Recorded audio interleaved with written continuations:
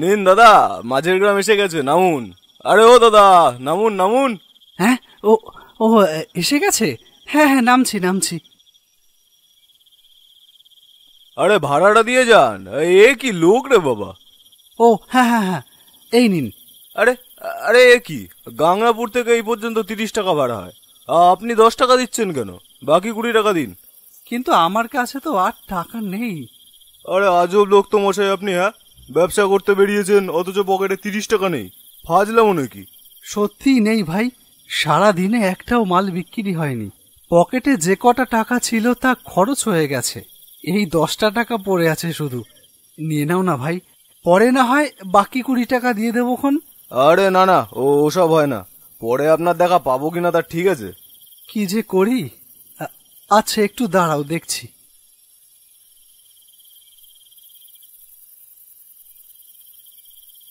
পরেশ, আমাকে 20টা টাকা দে না বাবা, আমি তোকে কাল সকালে দিয়ে যাবোখন। কি ব্যাপার কাকা, কোনো সমস্যা? আর বলিস না রে বাবা, সমস্যা আমার কপালের। দে, তুই 20টা টাকা দে, কাল সকালে এসে সব বলবোখন। ঠিক আছে কাকা, এই নাও। 20 টাকা তোমাকে আর ফেরত দিতে হবে না। না রে বাবা, 20টা টাকারও যে কত মূল্য তা আমি আজ হাড়ে হাড়ে টের পেলাম। তুই আমার অনেক উপকার করলি। টাকাটা আমি তোকে কাল সকালেই ফেরত দিয়ে যাব। এই নিন আপনার বাকি টাকা। হ্যাঁ ঠিক আছে। ধর, 30 টাকার জন্য বেকার বেকার অনেকটা টাইম নষ্ট হয়ে গেল। এখন আবার গাংনাপুর একা একা ফিরতে হবে। না, আর একটু বসেই যাই, দেখি আর 2-1 প্যাসেঞ্জার পাই কিনা। দাদা দাদা চলুন, দাদা চলুন তাড়াতাড়ি। আরে আরে কে আপনি? দুম করে অটো উঠে পড়লেন যে? অত কথা এখন বলার সময় নেই দাদা, সব যেতে যেতে বলছি। আপনি চলুন দয়া করে। হ্যাঁ, কিন্তু যাবোটা কোথায়? সোজা সোজা চলুন। ধর, দিনটাই আজকে খারাপ। সকাল থেকে শুধু পাগল ছাগলের খপ্পরে পড়ে রয়েছে। এই মালটা যে কি তারিখ মাথায় ঢুকছে না হয়নি। বলছিলাম যে আপনি যাবেনটা কোথায়? আর যেরম ভাবে অটোয় লাফিয়ে উঠলেন, তাতে তো কেসটা সুবিধার লাগছে না। আচ্ছা, পুলিশ টুলিশে তাড়া করেনি তো? দেখুন মশাই, আমাকে কিন্তু কেস খাওয়াবেন না। না না, পুলিশ টুলিশ না। পুলিশ হলে তো বেঁচে যেতাম। পেছনে যে আসছে সে। কি হলো, থামলেন কেন? পেছনে কে আসছে? দেখুন দাদা, এই ঝামেলা কিন্তু আমার ভালো লাগছে না হয়নি। পরিষ্কার করে বলুন তো কেসটা কি? আচ্ছা ঠিক আছে বলছি, কিন্তু আপনি অটো থামাবেন না। ঠিক আছে, থামাবো না, বলুন, আপনি বলুন। আমার নাম সোমনাথ রায়চৌধুরী। আমি একটা হোম ডেলিভারি এজেন্সিতে কাজ করি। প্রতিদিনের মতো আজকেও কাজে বেরিয়েছিলাম। লাস্ট পার্সেলটা ডেলিভারি করার সময় কাস্টমারকে ফোন করলাম। তখন সেই কাস্টমার বলল, রাত 12টার পরে পাঠান। না না, অত রাতে। Hello hello hello. তারপর আবার ডায়াল করলাম, কিন্তু ফোনটা বারবার নট রিচেবল বলল। খুব মুশকিলে পড়ে গেলাম। রাত তখন বাজে 9:30। এই পার্সেলটা ডেলিভারি করে আমার বাড়ি চলে যাবার কথা। খুব মুশকিলে পড়ে গেলাম। একটা পার্সেলের জন্য সমস্যা এসে দাঁড়ালো।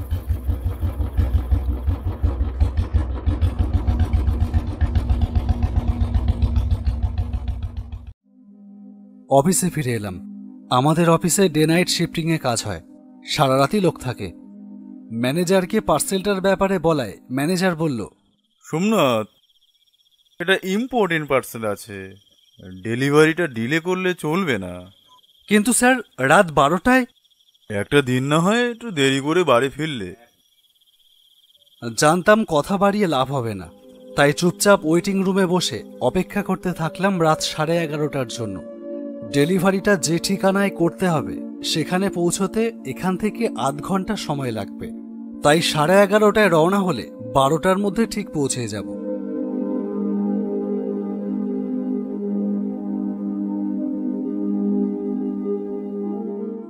সাড়ে 11টার সময় রওনা হয়ে ঠিক 12টাতেই পৌঁছে গেলাম চাঁদপাড়া ফুলসরা রোড, 16 নম্বর বাড়ি।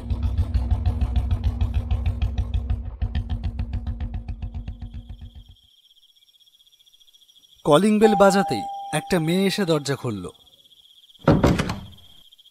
বললাম, রীতা বসু আপনার নাম তো? হ্যাঁ। নিন 6200 টাকা। আপনি একটু ভেতরে বসুন, আমি টাকা নিয়ে আসছি। বলেই সে গটগট করে ভেতরে চলে গেল। আশ্চর্য মহিলা, কিছু বলবার সুযোগই দিতে চায় না। আমাদের ক্যাশ অন ডেলিভারি। ঘরের ভেতরে যাওয়ার আমাদের নিয়ম নেই। তার উপরেও একজন মহিলার ঘরে এত রাতে যেতে ইচ্ছে করছে না মোটেও। এরই মধ্যে ভেতর থেকে ডাক এলো। কি হলো, আসুন। হ্যাঁ হ্যাঁ, আসছি।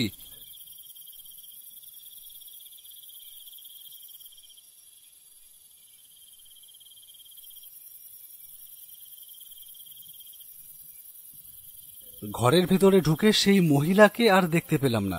চেঁচিয়ে বললাম, আপনি কোথায়? আমার টাকাটা দিয়ে দিন না, আমার দেরি হয়ে যাচ্ছে।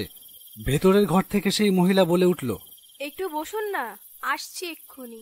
না, বিরক্তিতে আমার শরীর জ্বলে উঠল। এমনিতেই অনেক দেরি হয়ে গেছে, তার উপর টাকা নেবার জন্য হা করে বসে থাকা। এরকম জঘন্য অভিজ্ঞতা আগে কোনোদিন হয়নি।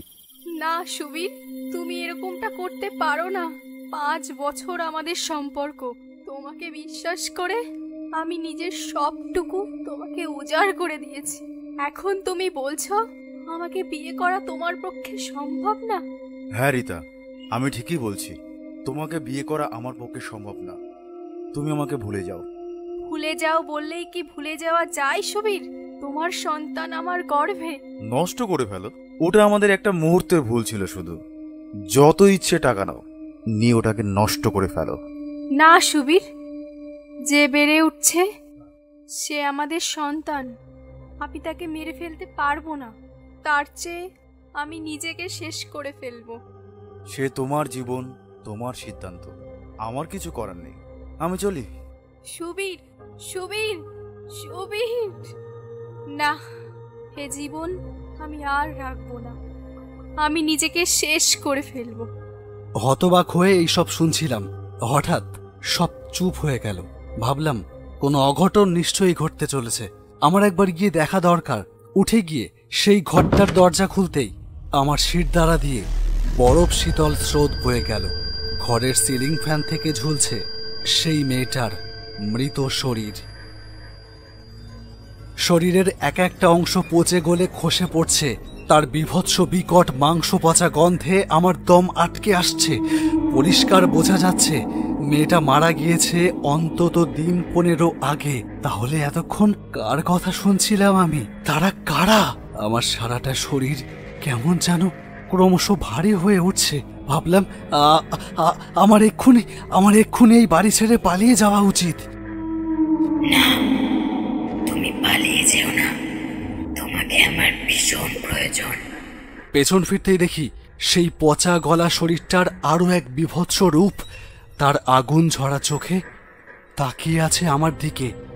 ভয়ে আতঙ্কে আমার যে তখন কি অবস্থা তা ভাষায় বর্ণনা করা যায় না।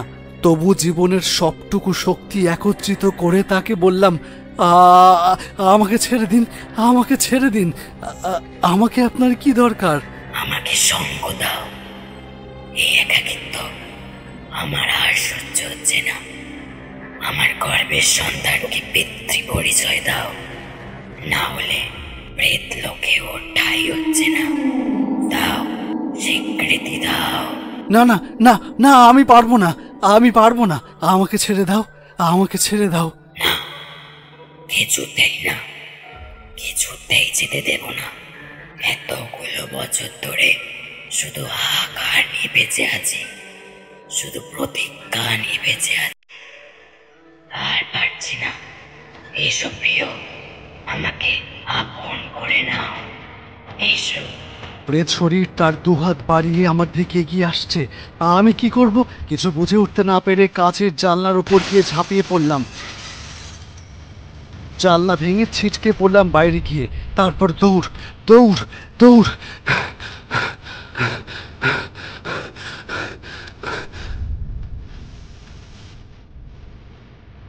পেছনে সেই পচা গলা বিভৎস শরীর ধেয়ে আসছে। পালিয়ে যেও না, পালিয়ে বাঁচতে পারবে না। দাঁড়াও, দাঁড়াও। আমি কোনো দিকে না তাকিয়ে সোজা দৌড়তে দৌড়তে আপনার অটো এসে উঠলাম। হ্যাঁ, এসব কি বলছেন মাইরি? গাঁজা টাজা টেনেছেন নাকি? বিশ্বাস না হলে পেছনে তাকিয়ে দেখো। ওই দেখি। এ কি দেখছি মাইরি? কি বিভৎস! আপনি নেমে যান, নেমে যান বলছি। আপনার জন্য আমি বিপদে পড়ে যাবো, নেমে যান বলছি। আমি নেমে গেলেও আপনি বাঁচবেন না। তার মানে? আপনি ভাবছেন এই অটোটা আপনি চালাচ্ছেন? ভুল। একবার নিচে তাকিয়ে দেখুন, অটো চলেছে শূন্যের ওপর দিয়ে। ওই প্রেতাত্মা তার নিজের গন্তব্যে নিয়ে চলেছে এই অটো। হ্যাঁ, এই প্রেতাত্মার হাত থেকে যদি বেঁচে যাই তবু আপনাকে আমি ছাড়বো না। আপনার জন্যই বিপদে পড়তে হলো। এরপর হঠাৎ অটোটা 10 গুণ গতিতে শূন্যের পথ ধরে কোথায় যে উড়ে যেতে থাকলো, আমি তার কিছুই বুঝলাম না। শুধু এইটুকু বুঝলাম, এই ভয়ঙ্কর প্রেতাত্মার হাত থেকে জীবন নিয়ে আর বাড়ি ফেরা হলো না। উঠতে উঠতে হঠাৎ কোথায় গিয়ে আছড়ে পড়লো অটোটা, সেটা আর দেখতে পেলাম না। পড়ার সাথে সাথেই জ্ঞান হারালাম। জ্ঞান ফিরে যখন চোখ মেললাম, দেখলাম অফিসের ওয়েটিং রুমে যেখানে বসেছিলাম সেখানেই বসে আছি। ঘুমিয়ে পড়েছিলাম, তাহলে এইসব স্বপ্ন ছিল? এই সময় হঠাৎ ফোনটা বেজে উঠল। দেখলাম সেই কাস্টমারের নাম্বার থেকে ফোন। রিসিভ করতে গিয়ে হাতটা কেঁপে উঠল।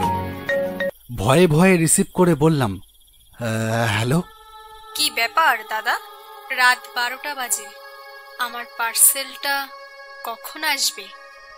দেওয়াল ঘড়ির দিকে তাকিয়ে দেখলাম রাত কাটায় কাটায় 12টা।